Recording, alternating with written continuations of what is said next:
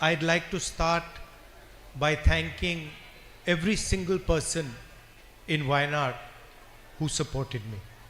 ആദ്യമായി എന്നെ പിന്തുണച്ച വയനാട്ടിലെ ഓരോ വ്യക്തിക്കും നന്ദി പറഞ്ഞുകൊണ്ട് ഞാൻ ആദ്യമായി അവരോട് സംസാരിച്ചു വരാൻ ആഗ്രഹിക്കുന്നു. UDF voters, LDF voters, UDF workers, leaders, everybody who took part in the election and supported me and made my victory possible. I'd like to thank with all my heart. ഈ തെരഞ്ഞെടുപ്പിന്റെ ഭാഗമായ യുഡിഎഫിന്റെ നേതാക്കൾ, പ്രവർത്തകർ, അതുപോലെ തന്നെ എൽഡിഎഫിന്റെ വോട്ടേഴ്സ്, ഈ തെരഞ്ഞെടുപ്പിൽ എന്റെ വിജയത്തിന് സഹായിച്ച എല്ലാവരോടും ഞാൻ ഹൃദയത്തിന്റെ ഭാഷയിൽ നന്ദി പറയാൻ ആഗ്രഹിക്കുന്നു. ഈ വിജയം സാധ്യമാക്കിയ എല്ലാവരോടും ഞാൻ നന്ദി പറയുന്നു. Many years ago, when I was a little boy, my grandmother and my mother took me to a Kathakali performance. ഞാൻ വളരെ ചെറുതായിരുന്നപ്പോൾ എന്റെ അമ്മൂമ്മയും എന്റെ അമ്മയും കൂടി ഒരു കഥകളി പെർഫോമൻസ്, ഒരു കഥകളി കാണാൻ എന്നെ കൂട്ടിക്കൊണ്ടുപോയി. And I remember I was small and I didn't understand anything about Kathakali. So it was maybe 2 hours long and I wanted to leave the room. നിങ്ങൾക്കറിയോ, ആ സമയത്ത് കഥകളി കാണുമ്പോൾ അത് ഏകദേശം 2 മണിക്കൂറോളം ഉണ്ടായിരുന്നു. ഞാൻ ചെറിയ കുട്ടിയായിരുന്നു, എനിക്കൊന്നും മനസ്സിലായില്ല ആ സമയത്ത്. എനിക്ക് ആ മുറിയിൽ നിന്ന് പോകണമെന്നുള്ള ആഗ്രഹമായിരുന്നു. അവിടെ ആ കഥകളി നടന്നുകൊണ്ടിരുന്ന സ്ഥലത്ത് നിന്ന് പോകണമെന്നാണ് എനിക്ക് തോന്നിയത്. I kept telling my grandmother, I'm bored, I want to go, it's hot. Every excuse I could find, I kept telling her. ഞാൻ എന്റെ മുത്തശ്ശിയോട് പറഞ്ഞുകൊണ്ടിരുന്നു, എനിക്ക് ബോറടിക്കുന്നു, നല്ല ചൂടാണ്, എനിക്ക് ഇവിടുന്ന് പോകണം. അവിടുന്ന് പുറത്തു പോകാനുള്ള എല്ലാ ഒഴിവഴികളും ഞാൻ എന്റെ മുത്തശ്ശിയോട് പറഞ്ഞുകൊണ്ടേയിരുന്നു. Then last year, after many years, I saw another Kathakali performance. എന്നിട്ട് കഴിഞ്ഞ വർഷം ഒരുപാട് വർഷങ്ങൾക്ക് ശേഷം മറ്റൊരു കഥകളി പെർഫോമൻസ്, കഥകളി ഞാൻ കണ്ടു. And this time, there was a lady who was explaining me exactly what was going on. ഈ പ്രാവശ്യം അവിടെ ഒരു സ്ത്രീ ഉണ്ടായിരുന്നു. അവർ ഈ കഥകളി നടന്നുകൊണ്ടിരിക്കുമ്പോൾ എന്താണ് അവിടെ നടന്നുകൊണ്ടിരിക്കുന്നത് എന്ന് എനിക്ക് കൃത്യമായി പറഞ്ഞു തന്ന ഒരാൾ അവിടെ ഉണ്ടായിരുന്നു. And it was 3 hours long. The performance was 3 hours long. It was very hot, but I didn't realize that 3 hours passed. I didn't feel the heat. I was just looking at the performance. അത് മാത്രമല്ല, നേരത്തെ 2 പ്രാവശ്യമായിരുന്നു ആ കഥകളി ഉണ്ടായിരുന്നെങ്കിൽ ഇത് 3 മണിക്കൂറുകളോളം നീണ്ടു. പക്ഷേ എനിക്ക് സമയം പോയത് മനസ്സിലാക്കാൻ തോന്നിയില്ല. എനിക്ക് സമയം പോയത് ഞാൻ അറിഞ്ഞില്ല. അവിടെ ചൂടായിരുന്നു എന്ന് എനിക്ക് മനസ്സിലായില്ല. കാരണം അത്ര മനോഹരമായിട്ടാണ് അത് പോയത്, ആ കഥകളി പെർഫോമൻസ് നടന്നത്.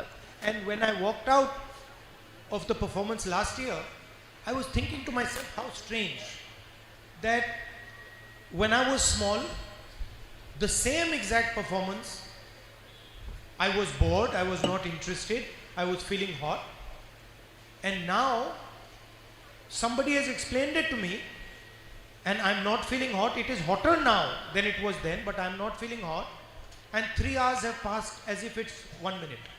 അത് മാത്രമല്ല, അത് കഴിഞ്ഞപ്പോൾ ഞാൻ ചിന്തിക്കുകയായിരുന്നു, പണ്ട് ഞാൻ കണ്ട ഇതേ കഥകളി അത് അന്ന് കണ്ടപ്പോൾ എനിക്കൊന്നും മനസ്സിലായില്ല, ഭയങ്കര ചൂടായിട്ട് തോന്നി, എനിക്ക് അവിടെ നിന്ന് ഇറങ്ങിപ്പോകാൻ തുടങ്ങി. പക്ഷേ ഇതേ കാര്യം ഈ വർഷങ്ങൾക്ക് ശേഷം കഴിഞ്ഞ വർഷം കണ്ടപ്പോൾ അത് 3 മണിക്കൂർ ഉണ്ടായിരുന്നു, സമയം കൂടുതലായിരുന്നു, കൂടുതൽ ചൂടുണ്ടായിരുന്നു. പക്ഷേ ആരോ എനിക്ക് മനസ്സിലാക്കി തന്നപ്പോൾ മുമ്പ് തോന്നിയതൊന്നും എനിക്കിന്ന് തോന്നിയില്ല.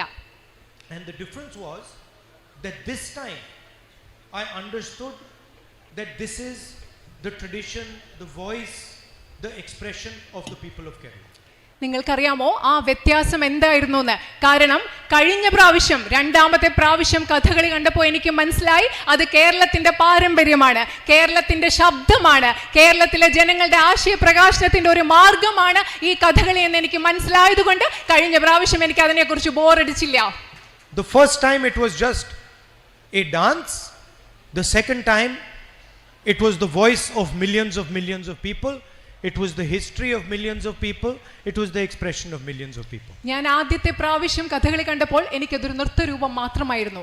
എന്നാൽ 2ാമത്തെ പ്രാവശ്യം കഥകളി കണ്ടപ്പോൾ കേരളത്തിലെ ദശലക്ഷക്കണക്കിന് ആളുകളുടെ ചരിത്രമായിരുന്നു അത്. എന്നെ സംബന്ധിച്ചിടത്തോളം കേരളത്തിലെ ദശലക്ഷക്കണക്കിന് ആളുകളുടെ ശബ്ദമായിരുന്നു ഞാൻ 2ാമത് കണ്ട ആ Kathakali.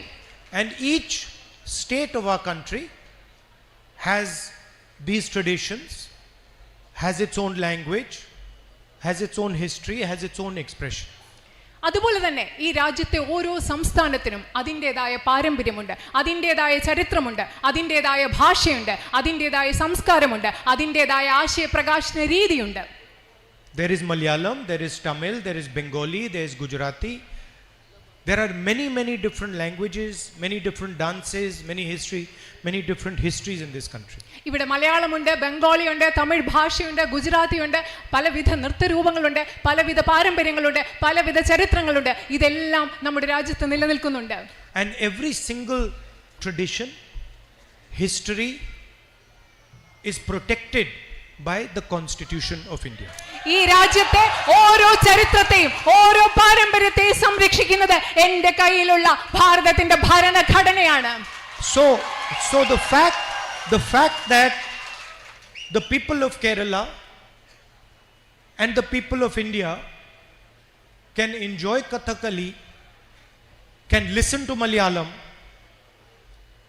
can eat Kerala food is all protected by this. നിങ്ങൾക്കറിയാമോ, കേരളത്തിലെ ജനങ്ങൾക്ക് കഥകളി ആസ്വദിക്കാൻ സാധിക്കും, മലയാളം സംസാരിക്കാൻ സാധിക്കും, ഇഷ്ടമുള്ളത് ചെയ്യാൻ സാധിക്കും. ആ അവകാശങ്ങളെ എല്ലാം സംരക്ഷിക്കുന്നത് ഭാരതത്തിന്റെ ഭരണഘടനയാണ്.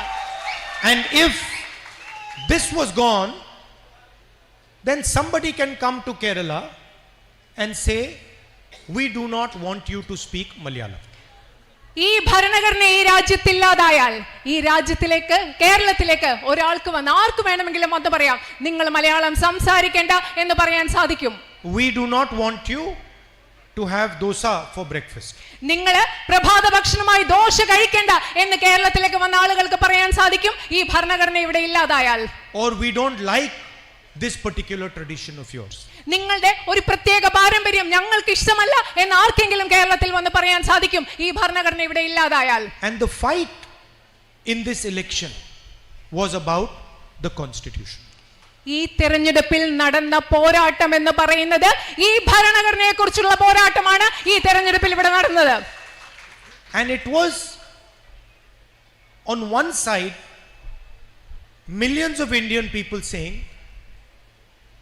that we want our tradition, we believe in our language, we believe in our culture, we believe in our history, and we will define our future.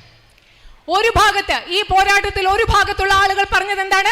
ഞങ്ങൾക്ക് ഞങ്ങളുടെ പാരമ്പര്യം വേണം, ഞങ്ങൾക്ക് ഞങ്ങളുടെ ചരിത്രം വേണം, ഞങ്ങൾക്ക് ഞങ്ങളുടെ ഭാഷ വേണം, ഞങ്ങളുടെ സംസ്കാരം വേണം, ഞങ്ങളുടെ ഭാവി എന്തെന്ന് ഞങ്ങൾ തീരുമാനിക്കും, ഞങ്ങൾ അതിനെ നിർവചിക്കും എന്ന് പറഞ്ഞ ഒരു കൂട്ടം ആളുകളാണ് ഈ തെരഞ്ഞെടുപ്പിൽ ഒരു ഭാഗത്ത് നിന്ന് പോരാട്ടം നടത്തിയത്. And on the other side, the Prime Minister and Mr. Amit Shah, who said no, if we want the people of Kerala to speak Hindi, then the people of Kerala will speak Hindi. If we want the Tamils not to speak Tamil, then the people of Tamil Nadu will not speak Tamil. നിങ്ങൾക്കറിയാമോ, മറുവശത്ത് ഈ പോരാട്ടത്തിന്റെ മറുവശത്ത് ആരാണ് ഉണ്ടായിരുന്നത്? പ്രധാനമന്ത്രിയും അമിത്ഷായും. അവരെന്താണ് പറഞ്ഞത്? കേരളത്തിലെ ജനങ്ങൾ ഹിന്ദി സംസാരിക്കണമെന്ന് ഞങ്ങൾ പറയുകയാണെങ്കിൽ അവർ ഹിന്ദി സംസാരിക്കും. തമിഴ്നാട്ടിലെ ജനങ്ങൾ തമിഴ് സംസാരിക്കേണ്ട എന്ന് ഞങ്ങൾ പറയുകയാണെങ്കിൽ അവർ തമിഴ് സംസാരിക്കില്ല എന്ന് പറഞ്ഞ പ്രധാനമന്ത്രിയും അമിത്ഷായുമാണ് ഈ പോരാട്ടത്തിന്റെ മറുഭാഗത്തുണ്ടായിരുന്നത്. If we want Onam to be celebrated, then only Onam will be celebrated. ഞങ്ങൾ ഇവിടെ ഓണം ആഘോഷിക്കണമെന്ന് ഞങ്ങൾ ആഗ്രഹിക്കുന്നെങ്കിൽ മാത്രമാണ് മലയാളി ഓണം ആഘോഷിക്കാൻ പോവുക എന്നാണ് പ്രധാനമന്ത്രി Amit Shah. And we will decide whether Kathakali is danced in Kerala or some other dance. കേരളത്തിൽ കഥകളി എന്ന നൃത്തരൂപം വേണോ എന്ന് ഞങ്ങൾ തീരുമാനിക്കും, അതോ മറ്റേതെങ്കിലും രൂപം വേണോ എന്ന് ഞങ്ങൾ തീരുമാനിക്കും എന്നാണ് അവർ ചിന്തിച്ചതും പറഞ്ഞതും. And the beautiful thing is that they had a fundamental misunderstanding. അതിലേറ്റവും മനോഹരമായ കാര്യം എന്ന് പറയുന്നത് അവർക്ക് അടിസ്ഥാനപരമായ ഒരു തെറ്റിദ്ധാരണയുണ്ടായിരുന്നു. They thought that just because they have political power, just because they have ED, they have CBI, they have the income tax department, they can dictate to the people of India what is going to happen. അവരുടെ ഏറ്റവും പ്രധാനപ്പെട്ട തെറ്റിദ്ധാരണ എന്താണെന്നറിയോ? അവരുടെ കയ്യിൽ രാഷ്ട്രീയ അധികാരം ഉണ്ടായിരുന്നതുകൊണ്ട്, ED ഉണ്ടായിരുന്നതുകൊണ്ട്, CBI ഉണ്ടായിരുന്നതുകൊണ്ട്, income tax ഉണ്ടായിരുന്നതുകൊണ്ട് ഇന്ത്യയിലെ ജനങ്ങൾ എന്ത് തീരുമാനിക്കണം, എന്ത് ചെയ്യണം എന്ന് തങ്ങൾക്ക് നിർദ്ദേശിക്കാം, ആജ്ഞാപിക്കാം എന്ന് അവർ കരുതിയതാണ് അവരുടെ അടിസ്ഥാനപരമായ തെറ്റിദ്ധാരണ. And the people of Kerala, the people of Uttar Pradesh, they showed the Prime Minister, people of all other states showed the Prime Minister that you cannot dictate to the people of India what we want. കേരളത്തിലെ ജനങ്ങൾ, ഉത്തർപ്രദേശിലെ ജനങ്ങൾ, India മുഴുവനുള്ള ജനങ്ങൾ പ്രധാനമന്ത്രിക്ക് കാണിച്ചു കൊടുത്തു, ഞങ്ങൾ എന്ത് ചെയ്യണമെന്ന്, ഞങ്ങൾ ആരാണെന്ന് നിങ്ങൾക്ക് ഞങ്ങളോട് ആജ്ഞാപിക്കാൻ സാധിക്കില്ല എന്ന് ഈ രാജ്യത്തെ ജനങ്ങൾ കാണിച്ചു കൊടുത്തു. And the people of India also told them that the constitution is our voice. Do not touch the constitution. അത് മാത്രമല്ല, ഇന്ത്യയിലെ ജനങ്ങൾ പ്രധാനമന്ത്രിയോട് പറഞ്ഞു, ഈ ഭരണഘടന ഞങ്ങളുടെ ശബ്ദമാണ്, അതിനെ തൊട്ട് കളിക്കരുതെന്ന് ഇന്ത്യൻ പ്രധാനമന്ത്രിയോട് ഇന്ത്യയിലെ ജനങ്ങൾ പറഞ്ഞു. 21st century is a visual century. 21ാം നൂറ്റാണ്ട് എന്ന് പറയുന്നത് കാഴ്ചകളുടെ ഒരു ലോകമാണ്. Images have become much more important. ഇന്ന് നമ്മൾ കാണുന്ന ഈ ലോകത്ത് ഇമേജുകൾ, ചിത്രങ്ങൾ, പ്രതിച്ഛായകൾ അത് വളരെയധികം പ്രധാനപ്പെട്ടതാണ്. Before the election you saw BJP leaders saying we will tear up the constitution, we will throw the constitution away, we will change the constitution. നിങ്ങൾ തെരഞ്ഞെടുപ്പിന് മുമ്പ് കേട്ട് കാണും BJPയുടെ നേതാക്കൾ പറഞ്ഞത്, ഞങ്ങൾ കോൺസ്റ്റിറ്റ്യൂഷനെ ഇല്ലാതാക്കും, ഞങ്ങൾ ഭരണഘടനയെ എടുത്തു കളയും എന്നൊക്കെ പറഞ്ഞത് നിങ്ങൾ കേട്ടിട്ടുണ്ടാവും. Arrogance of power. അത് അധികാരത്തിന്റെ ധാർഷ്ട്യത്തിലാണ് അവർ പറഞ്ഞത്. After the election you saw the Prime Minister doing this to the constitution. പക്ഷേ തെരഞ്ഞെടുപ്പിന് ശേഷം ഇന്ത്യൻ പ്രധാനമന്ത്രി ഭരണഘടനയോട് ഇങ്ങനെ ചെയ്യുന്നത് നിങ്ങൾ കണ്ടിട്ടുണ്ടാവും. So you can see that the people of India have spoken. നിങ്ങൾക്ക് കാണാൻ സാധിക്കും ഇന്ത്യയിലെ ജനങ്ങൾ എങ്ങനെ സംസാരിച്ചു, അവർ സംസാരിച്ചു എന്ന് നിങ്ങൾക്ക് കാണാൻ സാധിക്കും. And also notice that hatred has been defeated by love and affection. അത് മാത്രമല്ല, നിങ്ങൾ ഇതുകൂടി ശ്രദ്ധിക്കണം, ഈ രാജ്യത്തെ വെറുപ്പിനെ ഈ രാജ്യത്തെ ജനങ്ങൾ സ്നേഹം കൊണ്ട്, വാത്സല്യം കൊണ്ട് ഈ രാജ്യത്തെ ജനങ്ങൾ പരാജയപ്പെടുത്തിയിരിക്കുന്നു. Arrogance has been defeated by humility. ധാർഷ്ട്യത്തെ വിനയം കൊണ്ട് പരാജയപ്പെടുത്തിയിരിക്കുന്നു. In fact, the truth is the Prime Minister barely escaped in Varanasi.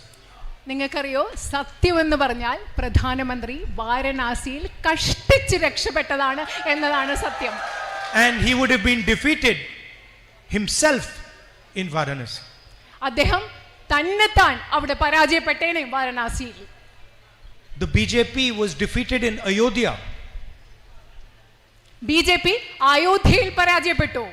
So even the people of Ayodhya have sent a message to the BJP that we do not appreciate hatred and violence. അതുമാത്രമല്ല, അയോധ്യയിലെ പോലും ജനങ്ങൾ BJPക്ക് കൃത്യമായൊരു സന്ദേശം നൽകി, ഞങ്ങൾ അക്രമത്തെ, വെറുപ്പിനെ ഞങ്ങൾ ഉൾക്കൊള്ളുന്നില്ല എന്ന് അയോധ്യയിലെ ജനങ്ങൾ BJPക്ക് കൃത്യമായ സന്ദേശം നൽകി.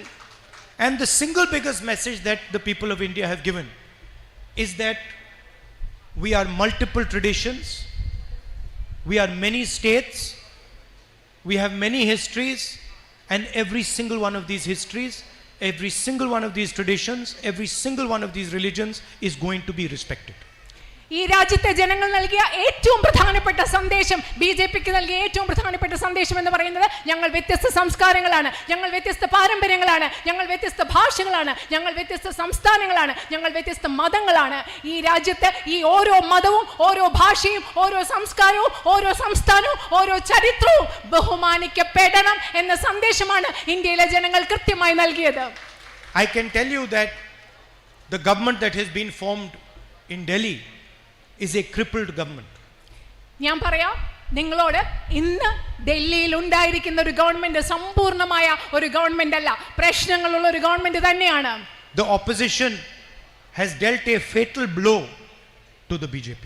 BJPക്ക് കഠിനമായ ഒരു അടിയാണ് ഇന്ത്യയിലെ പ്രതിപക്ഷം നൽകിയിരിക്കുന്നത്. And you will see that even Mr. Narendra Modi's attitude will have to change.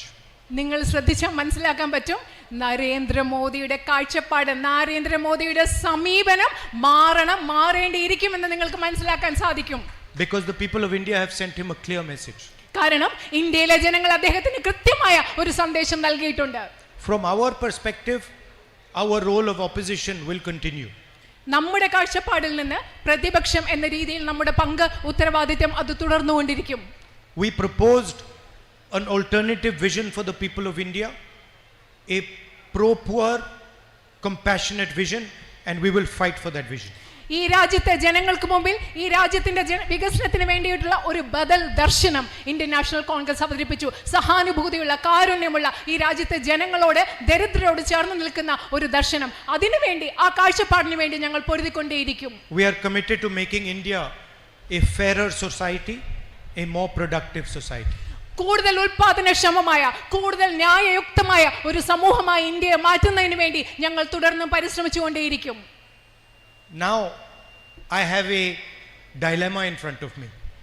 ഇപ്പോ എൻ്റെ മുന്നിൽ വലിയ ഒരു ധർമ്മസങ്കടമുണ്ട്. The question is, will I be member of parliament of Wayanad or will I be member of parliament of Raebareli? എൻ്റെ മുന്നിലുള്ള ഏറ്റവും വലിയ ധർമ്മസങ്കടം ചോദ്യം എന്ന് പറയുന്നത്, ഞാൻ റായ്ബറേലിയിലെ പാർലമെന്റ് അംഗമാവുമോ ആയി തുടരുമോ അതോ വയനാട്ടിലെ പാർലമെന്റ് അംഗമായി തുടരുമോ? Unfortunately, like the Prime Minister, I am not guided by God. ദൗർഭാഗ്യകരമായി എനിക്ക് ധർമ്മസങ്കടമുള്ള എൻ്റെ കാര്യം പറയും. പ്രധാനമന്ത്രിയെ പോലെ പ്രധാനമന്ത്രിക്ക് എല്ലാം ചെയ്യണമെന്ന് പറഞ്ഞു കൊടുക്കുന്നത് ദൈവമാണ്. പക്ഷേ എൻ്റെ കാര്യത്തിൽ അങ്ങനെയല്ല. അതുകൊണ്ട് എനിക്ക് ആ I am a human being. ഞാനൊരു സാധാരണ മനുഷ്യനാണ്. You know, you saw in the election, first the Prime Minister said 400 par. നിങ്ങൾ ഇലക്ഷൻ സമയത്ത് കണ്ടു കാണാം, പ്രധാനമന്ത്രി പറഞ്ഞു 400-ലധികം വോട്ടുകൾ, 400-ലധികം സീറ്റുകൾ. After that 400 par disappeared and 300 par came. ആ കുറച്ച് കഴിഞ്ഞപ്പോൾ ആ 400-ലധികം കഴിഞ്ഞു, പിന്നെ 300-ലധികം സീറ്റുകളായി. After that 300 par disappeared. അത് കഴിഞ്ഞപ്പോൾ ഈ 300-ലധികം സീറ്റുകളും അപ്രത്യക്ഷമായി. And then he gave a speech where he said, I am not biological. അത് കഴിഞ്ഞിട്ട് അദ്ദേഹം ഒരു പ്രസംഗം നടത്തി. ആ പ്രസംഗത്തിൽ പറഞ്ഞു, നിങ്ങളെയൊക്കെ പോലെ ഞാൻ ജൈവികമായി, അതായത് ജീവശാസ്ത്രപരമായി, ശാരീരികമായി ഉണ്ടായ ആളല്ല. He said, after my mother passed away, I realized that I am not a biological person. എൻ്റെ അമ്മ മരിച്ചതിന് ശേഷമാണ് എനിക്ക് മനസ്സിലായത്, ഞാൻ നിങ്ങളെയൊക്കെ പോലെ ശാരീരികമായി, അതായത് ജീവശാസ്ത്രപരമായി ഉണ്ടായ ഒരാളല്ല എന്ന് എനിക്ക് മനസ്സിലായതെന്നാണ് നരേന്ദ്രമോദി പറഞ്ഞത്. I don't take any decision. ഞാൻ ഒരു തീരുമാനവും എടുക്കില്ല. I have been put on this earth by Paramatma and he takes all the decisions. എന്നെ ഈ ഭൂമിയിലേക്ക് വിട്ടത്, ഒന്നാമത് ഞാൻ ജീവശാസ്ത്രപരമായി ഉണ്ടായ ആളല്ല, എന്നെ ഈ ഭൂമിയിലേക്ക് വിട്ടത് പരമാത്മാവാണ്. എൻ്റെ എല്ലാ തീരുമാനങ്ങളും എടുക്കുന്നത് അദ്ദേഹമാണ്. ഇതാണ് നരേന്ദ്രമോദി പറഞ്ഞത്. Modiji has a strange Paramatma.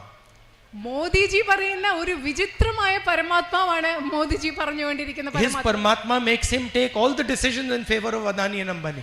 ഈ പരമാത്മാവ് എന്താണ് ചെയ്യുന്നത്? അദ്ദേഹത്തെ കൊണ്ട് എല്ലാ തീരുമാനങ്ങളും അദാനി അംബാനിയുടെ പേരിലാണല്ലോ ഈ പരമാത്മാവ് എടുപ്പിക്കുന്നത്. Paramatma tells him, Narendra Modi ji, this morning you are going to give Bombay airport to Adani. പരമാത്മാവ് അദ്ദേഹത്തോട് ഒരു രാവിലെ പറയുന്നു, ഇന്ന് രാവിലെ നിങ്ങൾ ബോംബെ വിമാനത്താവളം അദാനിക്ക് കൊടുക്കൂ. Okay, now you gave Bombay, now you give Lucknow. അപ്പൊ നിങ്ങൾ ബോംബെ കൊടുത്തു കഴിഞ്ഞു, ഇനി നിങ്ങൾ ലക്നോ കൊടുക്കും. Good, now you have given 7 airports, now you give power plants. ഇപ്പൊ എയർപോർട്ടുകളെ, വിമാനത്താവളങ്ങളെല്ലാം കൊടുത്തു തീർന്നു, ഇനി നിങ്ങൾക്ക് വൈദ്യുതി ഉൽപ്പാദിപ്പിക്കുന്ന നിലയങ്ങൾ അത് കൊടുത്തോളൂ അംബാനിക്ക്. Okay, good, now you've done power plants, now to help Adani with defense, you do Agniveer. നിങ്ങൾ എല്ലാ പവർ പ്ലാന്റുകളും, അതായത് വൈദ്യുതി ഉൽപ്പാദന നിലയങ്ങളെല്ലാം കൊടുത്തു കഴിഞ്ഞു, ഇനി എന്ത് ചെയ്യും? പ്രതിരോധത്തിൽ അദാനിയെ സഹായിക്കാൻ വേണ്ടി നിങ്ങൾ അദ്ദേഹത്തിന് അഗ്നിവീർ പദ്ധതി, ഇത് പരമാത്മാവ് അദ്ദേഹത്തിനും നരേന്ദ്രമോദിക്ക് കൊടുക്കുന്ന നിർദ്ദേശങ്ങളാണ്. But unfortunately I do not have this luxury because I'm a human being and God does not order me. ശരിക്കും നരേന്ദ്രമോദി പറയുന്ന പോലെയുള്ള ഈ ഒരു വിശേഷ സൗഭാഗ്യം എനിക്കില്ല. കാരണം നരേന്ദ്രമോദിയോട് സംസാരിക്കുന്ന പോലെ പരമാത്മാവ് എന്നോട് സംസാരിക്കുന്നില്ല. കാരണം ഞാനൊരു സാധാരണ മനുഷ്യനാണ്. In fact, it is for me, it is much simpler. കാരണം പക്ഷേ എന്നെ സംബന്ധിച്ചിടത്തോളം അത് വളരെയധികം ലളിതമാണ്. My God is the poor people of India. കാരണം എൻ്റെ ദൈവം എന്ന് പറയുന്നത് ഈ രാജ്യത്തെ ദരിദ്രരായ മനുഷ്യരാണ് എൻ്റെ ദൈവം. My God is the people of Wayanad. എന്റെ ദൈവം എന്ന് പറയുന്നത് വയനാട്ടിലെ ജനങ്ങളായ നിങ്ങൾ ഓരോരുത്തരുമാണ്. So for me it's very easy. I just go talk to the people and my God tells me what to do. അതുകൊണ്ട് എനിക്ക് വളരെ എളുപ്പമാണ്. ഞാൻ പോയി എൻ്റെ ജനങ്ങളോട് നിങ്ങളോട് ചോദിക്കും ഞാൻ എന്ത് ചെയ്യണം, നിങ്ങൾ എൻ്റെ ദൈവമാണ്, അപ്പൊ നിങ്ങൾ പറയുന്നത് ഞാൻ ചെയ്യും. എനിക്ക് എളുപ്പമാണ്. Anyway, back to the question of Wayanad or Raebareli. അതുകൊണ്ട് വീണ്ടും ആ ചോദ്യം വരികയാണ്, വയനാടാണോ റായ്ബറേലിയാണോ? ആ ചോദ്യം ഞാൻ ഇവിടെ ചോദിക്കുകയാണ്. What I will commit to you is that both Wayanad and Amethi and Raebareli will be happy with my decision. ഞാൻ നിങ്ങളോട് പറയുന്നത്, ഞാൻ നിങ്ങൾക്ക് ഉറപ്പ് നൽകുന്ന ഒരു കാര്യം എന്ന് പറയുന്നത്, ഞാൻ ഏത് തീരുമാനം എടുത്താലും ആ തീരുമാനം വയനാട്ടിലെ ജനങ്ങൾക്കും റായ്ബറേലിയിലെ ജനങ്ങൾക്കും സന്തോഷമുള്ള തീരുമാനമായിരിക്കും. Once again, thank you very much for your love and your affection, for your support and for all the energy that you gave me in this difficult period. ഒരിക്കൽ കൂടി നിങ്ങളുടെ എല്ലാ സ്നേഹത്തിനും, നിങ്ങളുടെ എല്ലാ വാത്സല്യത്തിനും, നിങ്ങളുടെ എല്ലാ പിന്തുണയ്ക്കും, അതുപോലെ തന്നെ ബുദ്ധിമുട്ടുള്ള ഈ കാലഘട്ടത്തിൽ നിങ്ങൾ എനിക്ക് നൽകിയ എല്ലാ ഊർജത്തിനും ഞാൻ ഒരിക്കൽ കൂടി നിങ്ങളോട് നന്ദി പറയുന്നു. And I look forward to seeing you again soon. നിങ്ങളെ വളരെ വേഗം വീണ്ടും കാണുന്നതിൽ ഞാൻ ആഗ്രഹിക്കുന്നു. Thank you.